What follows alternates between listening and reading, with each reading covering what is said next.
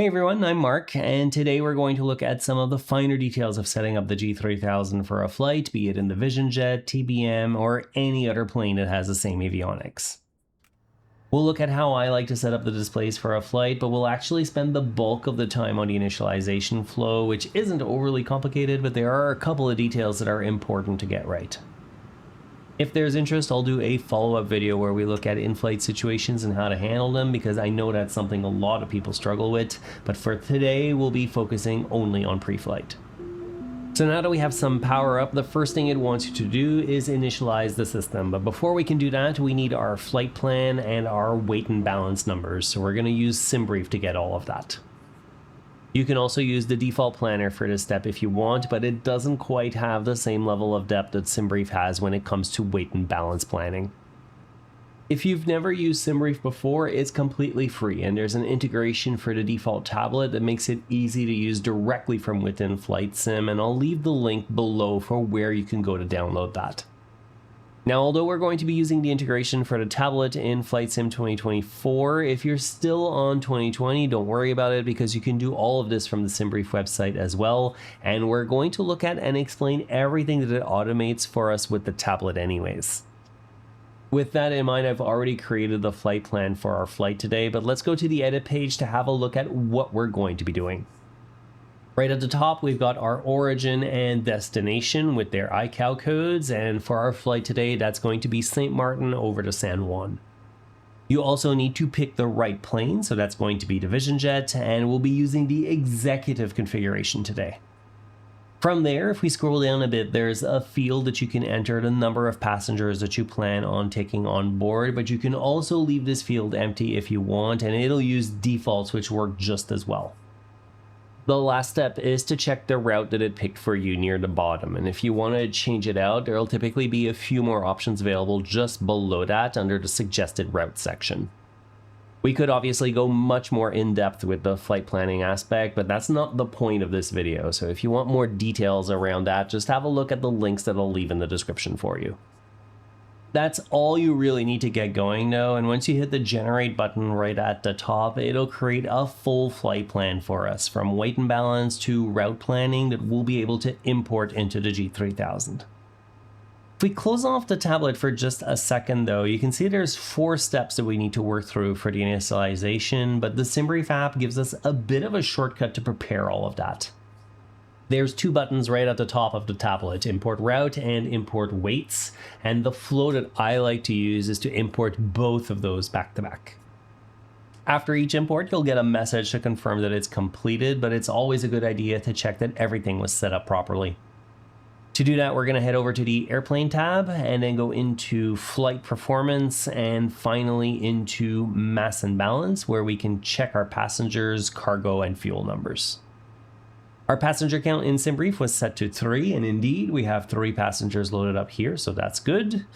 If we go over to the cargo tab, there's 30 pounds of baggage loaded up, so that also matches our SimBrief plan. And the last and most important check is on the fuel tab, and the number we're looking for there from our SimBrief plan is the block fuel, which is just over 1,000 pounds, and again, that's set up properly. With all of that confirmed, we can close off the tablet, and the import that we ran actually completed a few initialization steps for us, but we're gonna still double check everything just to make sure, starting with the initial fuel page. We've got 2 different ways here that we can set our onboard fuel, either by clicking into the initial fuel box and entering the number ourselves, or if you've already loaded the fuel up via SimBrief like we just did, you can do this the easy way by pressing the FOB sync button. That'll synchronize the fuel on board to whatever you've loaded in the tanks, so as long as you've refueled first, it should detect it properly, and then at that point you just have to click confirm to complete this step. That also automatically checked the weight and balance step for us, but let's go into it anyways, because there's one thing that we need to check on. From what I understand, the empty weight page that it starts on doesn't need to be touched. It's there to calculate the basic empty weight of the plane, so the weight of literally just the equipment on board without any fuel or passengers. And from what I've seen, it seems to all be configured for you automatically depending on the variant of the airplane that you pick. On the aircraft loading page, we need to update the weights here to indicate where our passengers and cargo are going to be so that we can make sure that our center of gravity is within its limits. We have a look at the weight and balance page that's come up on the multifunction display. It's showing that our weight distribution is actually outside of its envelope right now, but what we're going to do is load up our crew and baggage numbers and we'll see what happens to it. So I'm going to put one pilot in the front, and then I'll put 2 passengers in the first row. So it matches exactly what we had in the tablet. And as I'm doing that, you can see it's progressively moving our center of gravity towards the safe range. We're going to be well within the limits here, but if you still weren't after you've loaded everything up, you'd want to consider taking either less passengers or less cargo because it could cause you trouble both for takeoff and landing. With all of that done though, we can head over to the fuel tab where we're going to enter a bit more detail about our fuel usage for the flight so that the avionics have everything it could possibly need to do its fuel calculations. For this, you're going to want to bring up the tablet again and find the briefing preview section, which will be a text version of the whole flight plan. The planned fuel section is right near the top here. It breaks down how much fuel we're going to need for each phase of the flight, and it looks like we need 120 pounds of fuel for taxi and 159 pounds for our reserve fuel. With both of those numbers in hand, we can head back to our initialization screen, and here it's really just a matter of plugging both of those values into the taxi and fuel reserves field. The fuel reserves number got set automatically for us with the weights import that we ran earlier, so it's really just a case of checking that the number is correct in this case. That's going to cover it for the weight and balance pages, and the next step is to validate our route details.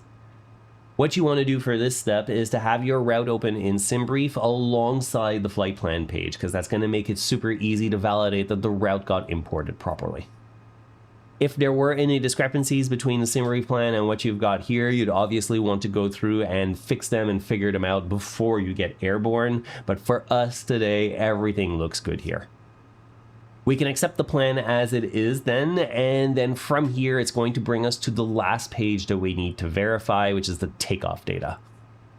Because we imported the route details, it should have automatically picked the right runway from the SimBrief plan, but if you need to swap it out, you can do that from here. Just keep in mind, if you do change the runway, that you'll want to check your route again because you might have to change out some details like your departure procedure or the first waypoint that you're flying to.